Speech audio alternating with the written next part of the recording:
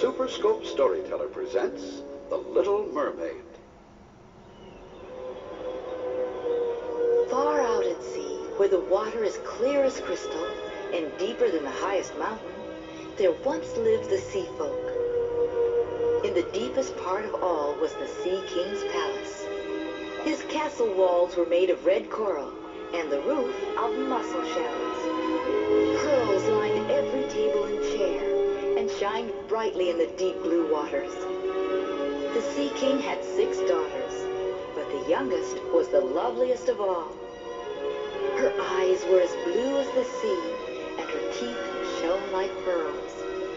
Her hair was the color of gold, and like the others, her body ended in a fish's tail. The Little Mermaid was happy to spend her days tending to her sea garden, where rosy red flowers grew. But her greatest joy was to hear about the world above. She made her grandmother tell her all about the ships and towns and animals.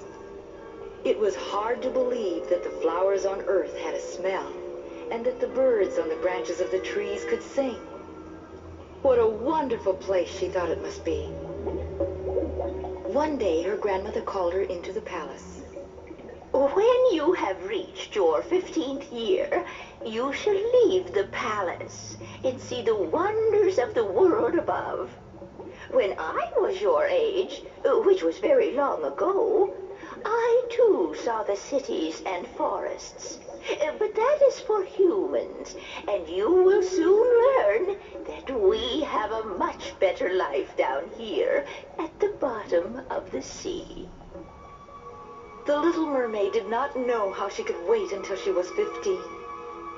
Every day she would look up in the water and see the shadows of great ships passing overhead, wondering what the strange people looked like who sailed in them.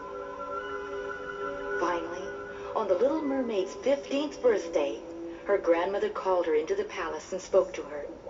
You are now 15 years old, and at last you will rise to the world above. Come here and let me dress you. The grandmother placed a wreath of white sea lilies in her hair and hung pearls around her neck. The Little Mermaid looked so lovely that she shone like the great sea stars. She was very excited when morning came, and after kissing her sisters goodbye, she rose like a large bubble all the way to the surface of the water. How bright the sun was, and how strange to see creatures that flew in the air. Far out in the water, she saw a large ship slowly sailing along, and decided to swim after it.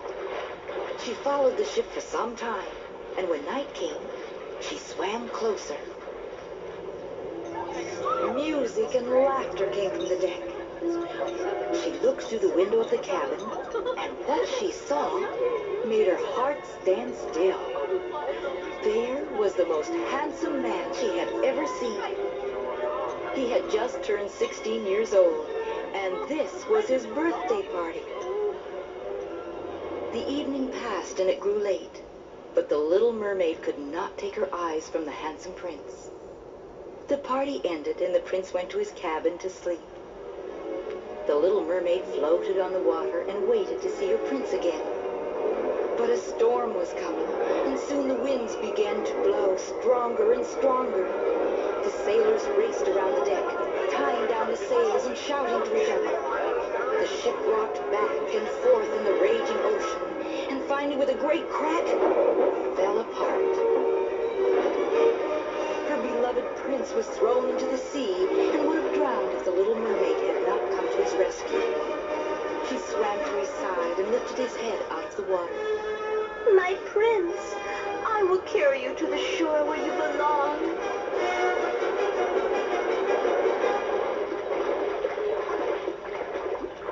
She swam all night, and when morning came, the storm had passed, and the Little Mermaid and her prince were near the coast. On the shore were lovely forests and beautiful gardens. She slowly paddled her way to the beach and left her prince on the sandy bank. Then she swam away and hid in the rocks nearby. It was not too long before some people came along and found the prince and carried him away. The Little Mermaid stayed there for a long time, hoping he would come back. But he did not. She had fallen in love with the prince and wished that she could be a human rather than a mermaid. She decided to swim back to the castle and ask her grandmother if it was possible to be changed into a human being. What you ask is impossible. When we die, we become foam upon the water. You can never become a human being. There must be a way. Let us be content, my dear, with what we are. The Little Mermaid was sad to think she could never be with her prince. The love she felt for him forced her to set out on a dangerous mission. She went to visit the Sea Witch, hoping that she would know how to change a mermaid into a human being. The Sea Witch lived in the deepest part of the sea, where no flowers grew, and even the fishes were afraid to swim. The Little Mermaid knocked on her door, and the Sea Witch came out. I know what you want, even though you are a fool to ask for it. Here is a drink for you. When you take it, your tail will split in two and become legs. I warn you, it will hurt. I would suffer the greatest pain to be with my prince. If that is so, then I grant this wish with one condition. You must give up your voice in order to become human.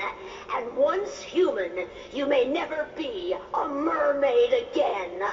If the one you love should ever marry another, you will die of a broken heart. The Little Mermaid wanted to thank the Sea Witch, but could not, because she had lost her voice in the bargain. She took the potion and swam back to her father's palace. Unable to speak, she bid her family farewell, kissing each of them as they slept. Then she threw a goodbye kiss at the palace and swam up through the dark blue waters.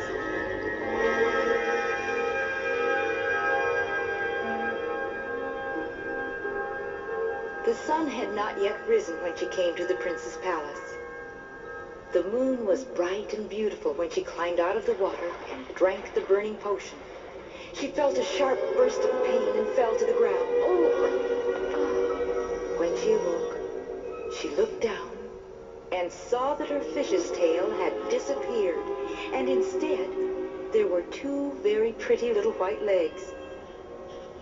She heard a noise behind her, and when she turned, there stood the prince, as handsome as ever. Who are you, little one? Where do you come from? She could not answer, but looked at him with her sparkling blue eyes. Come with me. I will take you into the palace and get you some clothes and food. The Little Mermaid followed the prince, and every step was as if she were walking on needles. But she willingly bore the pain, holding on to the prince's hand. The prince ordered that she be dressed in fine garments and brought before him. Surely she was the most beautiful girl in the whole kingdom.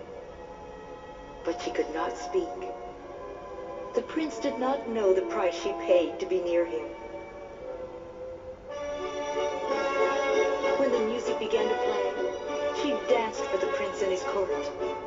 Everyone was enchanted with the Little Mermaid, for never had anyone danced so gracefully or more beautifully. No one knew that each step caused her great pain. The prince grew fond of her and called her his little foundling. She was most welcome in the court and danced for him every night. When the others had gone to sleep, she would go down to the sea and bathe her feet in the cold sea water, for that lessened the pain. One night when she was there, her sister suddenly appeared at the edge of the sea. Come back to us. We miss you. Your father and mother cry in the night because you are gone. Come back, little sister. The Little Mermaid shook her head. She could not return to the sea again. Each day the Little Mermaid grew dearer and closer to the prince, but he never thought to make her his princess. You are dear to me, and just as lovely as a maiden I shall never see again. I was shipwrecked, and she saved me. How the little mermaid wished she could speak and tell the prince that she was the one who had saved his life, that she was the one he must love.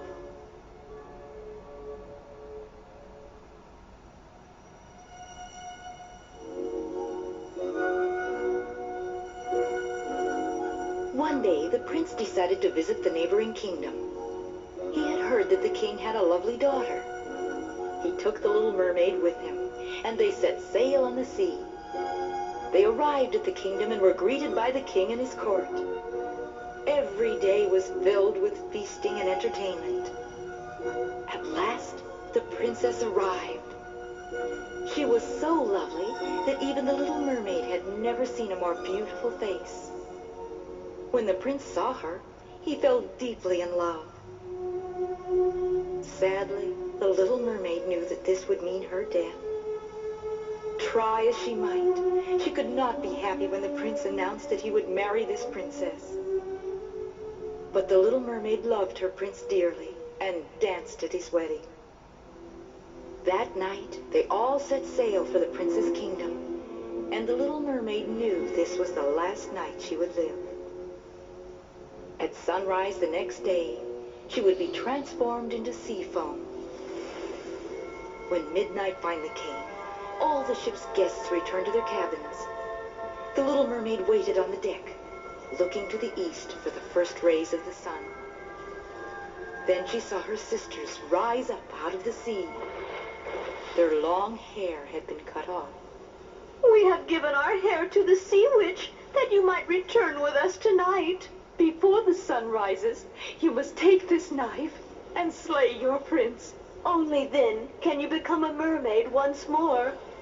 The little mermaid took the knife from her sisters, and they disappeared under the waves. She walked up to the doorway of the prince's cabin where he was sleeping with his bride. She looked at the prince, and then at the witch's knife. Another moment, and the sun would be rising, and she would die. She took the knife and raised it above her head, but suddenly she turned and threw the knife into the ocean. She dove into the water, and her body became sea foam. The sun rose slowly into the eastern sky, and the little mermaid found herself high in the air. All around her were beautiful transparent shapes, and the sounds of lovely voices. Where have I come? To the daughters of the air, we spread the gentle winds of hope.